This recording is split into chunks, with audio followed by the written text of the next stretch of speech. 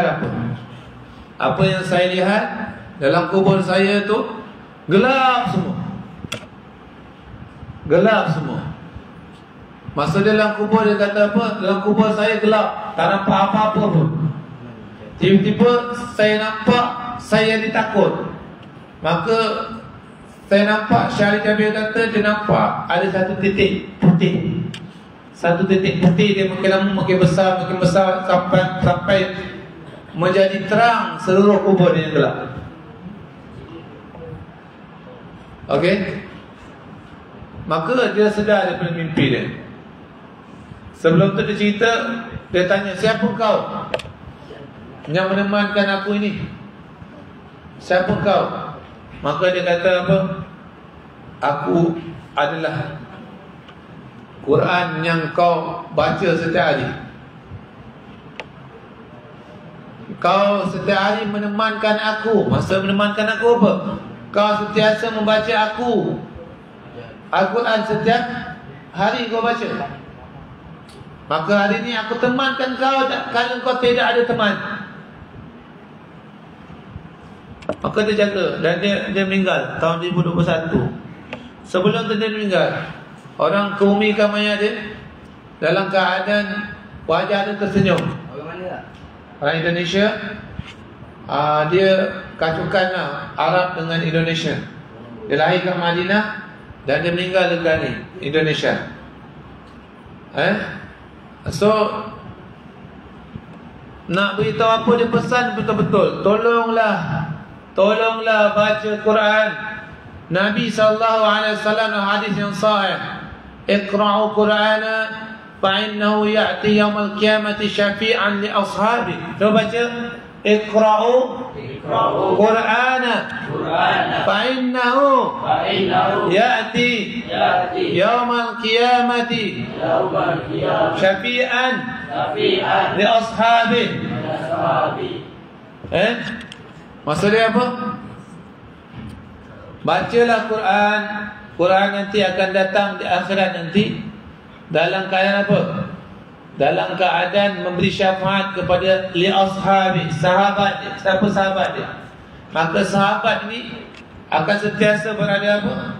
Akan bersama-sama dia dalam kubur. Tu pasal kata Nabi SAW, al-mar'u ma'aman ahbabta. Kamu ni akan bersama dengan orang-orang ataupun dengan sama apa yang kamu cintai. Kalau kita tengok orang yang rajin bekerja, orang yang suka bekerja, kadang-kadang hari ni dia dah pencen,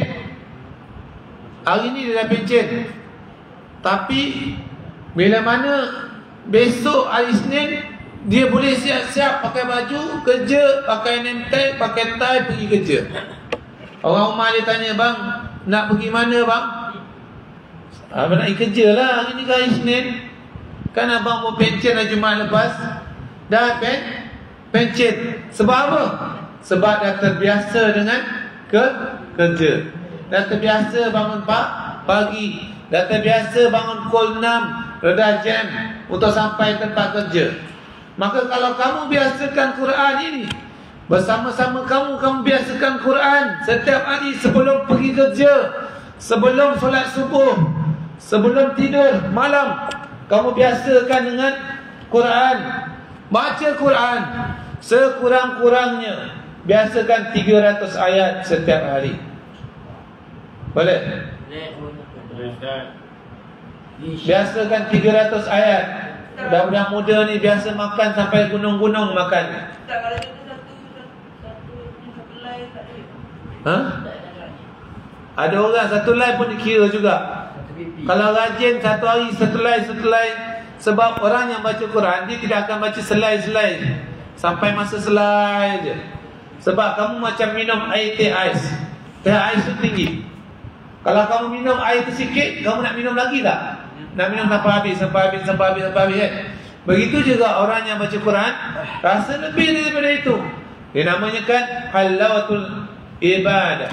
Halawatul ibadah, halwa ataupun keseronokan membaca Quran. Macam orang tadi yang seronok nak pergi kerja, tiba-tiba hari tu dia dah pencen, tapi dia masih teringat lagi masa kerja tu, masih bersama dengan dia sebati. Membiasakan diri dengan Quran adalah membiasakan jalan ke syurga. Membiasakan diri dengan Quran, ulama sebut, adalah membiasakan diri untuk selamat daripada masuk dalam neraka Allah Subhanahu Wa Taala. Ada satu hadis beritahu, orang kalau Quran ini disebutkan, dimasukkan ke dalam kulit, maka nescaya diri orang itu, kulit itu tidak akan terbakar dengan api neraka. Quran. Itu masalah ada dalam hadis Nabi SAW. Siapa yang baca Zahrawain, baca, sentiasa baca, bukan setahun sekali membaca. Datang Ramadan saja baca, lepas Ramadan tak baca-baca, dia baca benda lain pula.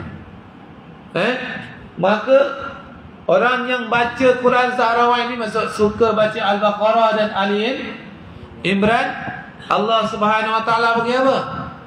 Allah Subhanahu Wa Taala bagi apa? Zahrawain. Zahrawain. Apa Zahrawain sebut? Zahrawain. Apa maksud Zahrawain? Dua naungan, atau dua perempuan bela, atau dua sahabat yang berupa manusia, dua manusia yang dibentukkan rupa manusia di akhirat, yang menaungi dia, yang akan menjadi perempuan bela baginya ketika dia berada di hadapan Allah Subhanahu Wa Taala. Bila tanya, hari itu kau buat apa? Bila tanya tentang umur, la yazalu qadama 'abdin fi yaumil qiyamah hatta, tidak berganjak kaki anak Adam di akhirat nanti, sehingga dia ditanya tentang umur dia. Dia akan ditanya umur dia. Pertama dia akan tanya umur. Maka nak jawab apa? Anak-anak, kaki itu adabkanlah. Pakai jubah dah bagus, adab tu kena bagus. Ni tanda sayang. Okey. Kalau Allah tanya umur kamu, nak tanya umur kamu, apa yang kamu buat setakat ini? Umur yang kamu, aku bagi umur kamu 80 tahun. Kalau Allah kejap lagi mati umur 20 tahun, aku bagi kamu umur 20 tahun. Umur juga, aku bagi kamu umur 20 tahun. Sejak kamu sampai umur balik, sampai umur daripada umur 14 tahun tu mimpi, kemudian sampai umur 20 tahun, apa kamu buat? Nak jawab apa? Maka orang-orang yang rajin baca Al-Baqarah, orang yang rajin baca Ali Imran, dia akan berkata, ya Rabb, laisa, bukanlah dia ini hidup, masanya dihabiskan dengan membaca kami, membaca aku Al-Baqarah. Dan Ali Imran cakap, membaca aku Ali Imran. Tapi kalau kita banyak benda lain, banyak baca komik tidak akan menjawab untuk kita di akhirat. Kalau banyak kita buat masalah kat dunia ni, tidak akan jadi apa? Tidak akan menyelesaikan masalah kita ke akhirat nanti. Beruntung orang yang dapat baca Al-Baqarah. Siapa berani baca Al-Baqarah? Bukan Al-Baqarah. Alif Lam Mim zalikal kitab, yang akhir dia kata la yukallifullahu nafsan illa usaha, itu ayat 286. 286 kalau kita baca Al-Baqarah tu, kita tengok pun takut nak tengok. Itu surah yang paling panjang, paling dibenci oleh syaitan dan iblis, dan ditakuti iblis, takuti oleh syaitan. Siapa yang rajin baca Al-Baqarah, maka dia terhindar daripada fitnah, terhindar daripada ain, penyakit ain, terhindar daripada sihir, santau. Dia terhindar. Baca tu, tak perlu nak pergi, tak perlu nak makan ini tak perlu dah. Banyak baca, dah rajin baca itu. Siapa-siapa yang rajin baca, Imam boleh baca Imam Al-Baqarah? Boleh baca hari-hari? Allah. Boleh tak boleh? Boleh tak? Allah. Boleh tak? Boleh. InsyaAllah boleh. Baca hari-hari. Sebab apa? Inilah kelebihan orang yang baca hari-hari. Kita akan lihat kesudahan dia bagaimana. Sehingga Allah boleh tarik dia. Matinya hari Jumaat, Allah Subhanahu Wa Taala boleh tarik dia sampai Allah beri berkat. Kehidupan dia, kalau tengok wajah dia sentiasa bercahaya. Sentiasa bercahaya. Bukan sebab dia putih, tapi sebab cahaya Quran itu ada dalam hati dia. Cahaya Quran itu menjadikan cahaya pada wajah dan sebagainya. Orang yang rajin baca Quran, Allah akan selamatkan dia daripada musibah, kedengkian orang, hasad orang, riba orang dan sebagainya. Jadi ambillah kebaikan membaca Al-Quran. Yang kedua, banyakkan zikir, selawat atas Nabi. Hari Jumaat ni ada hadis menceritakan siapa yang banyak berzikir dengan kalimah Fatihah masa kita duduk baca, kita duduk tengah baca, jut ayat akhir ketika lepas imam bagi salam solat Jumaat tadilah. So kita biasakan baca dengan senang-senang aja. Fatihah 7 kali, Qul a'udzu, Qul huwallahu ahad 7 kali, Qul a'udzu birabbil falaq 7 kali. Boleh kan itu kan? Qul a'udzu birabbin nas 7 kali. Baca yang itu saja, insya-Allah dia mudah-mudahan kalau sampai Jumaat depan dia meninggal, maka mati dia mati syahid. Dia dapat mati syahid tanpa dia perlu berjuang fi sabilillah. Hanya setiap Jumaat lepas imam bagi salam yang kiri dia amalkan Fatihah, Bismillahirrahmanirrahim, Alhamdulillahirabbil alamin sampai habis 7 kali, Qul huwallahu ahad 7 kali, Qul a'udzu birabbin nas 7 kali. Allah Subhanahu Wa Taala akan bagi apa? Mudah-mudahan Allah bagi dia syahid fi sabilillah. Banyakkan baca yang ni zikir Allah. Yang ketiga, tadi pun dah sebut masa kita khutbah Jumaat tadi, sebut pasal rafas. Rafas ini masa kamu melakukan haji, jangan kamu bersama isteri kamu. Maksudnya jangan bersetubuh dengan isteri kamu. Jangan kamu membuat maksiat, kedurhakaan kepada Allah. Dan jangan kamu rafas. Rafas itu apa? Bercakap-cakap kotor, mencarut, yang menyebabkan pertengkaran. Rafas ini perkataan-perkataan kalau orang lain dengar boleh jadi gaduh. So jadi ketika kamu berada kat dunia ni, jangan banyak bercakap rafas. Apa rafas? Rafas apa? Cakap kotor, cakap perkataan keji yang boleh menyebabkan kita apa? Menyebabkan apa? Menyebabkan jadi apa? Pergaduhan. Biasa pergaduhan kalau orang tu diam, dia diam, ada berlaku pergaduhan. Diam, orang tu maki amun pun dia diam, sabar, doa dengan Allah Subhanahu Wa Taala. Ada jadi gaduh tak? Jadi gaduh tak? Jadi gaduh tak? Tak jadi gaduh. Jadi itulah gunanya diam dan bersabar. Tu pasallah kalau ustaz tengok, ustaz kaji balik, Allah sebut dalam Quran ayat 19 surah Ali Imran, As-sabirin. Allah sebut. Cuba baca. As-sabirin.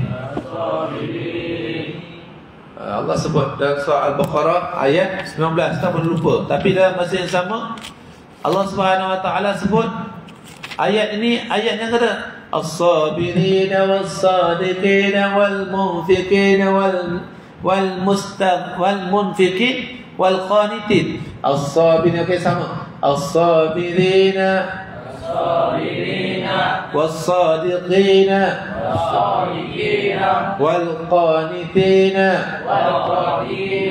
wal-munfiqin wal-mustaghfirin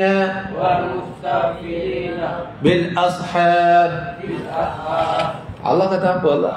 Allah label.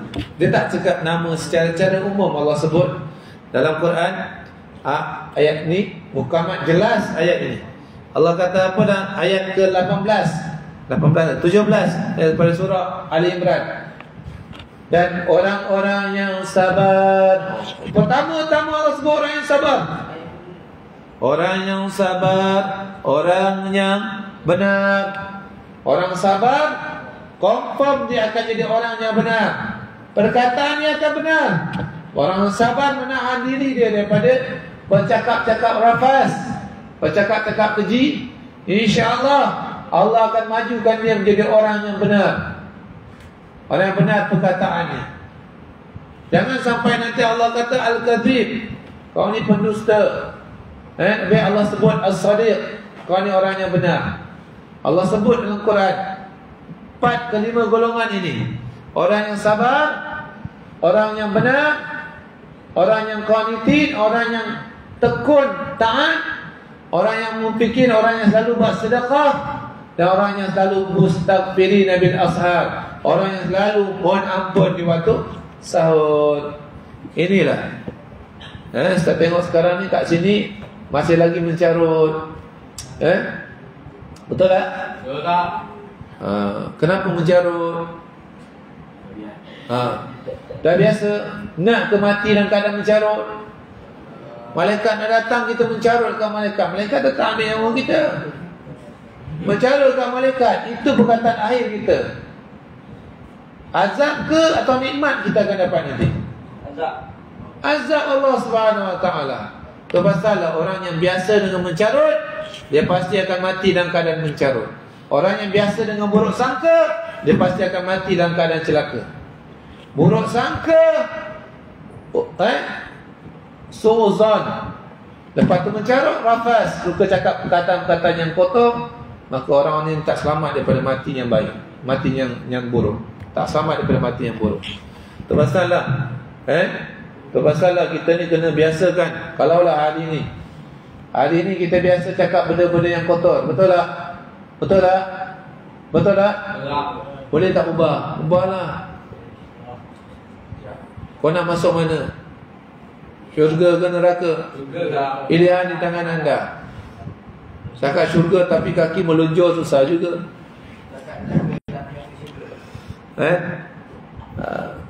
Melunjur. Itu pasal lah kata apa Ibrahim bin Adham. Kamu kata kamu nak masuk syurga, tapi perbuatan kita perbuatan mengarah ke neraka. Syurga Ustaz. Syurga Ustaz. Kan? Tak nak masuk syurga, semua angkat tangan. Angkat tangan nak masuk, semua angkat tangan. Siapa nak masuk neraka? Seorang pun tak nak angkat tangan.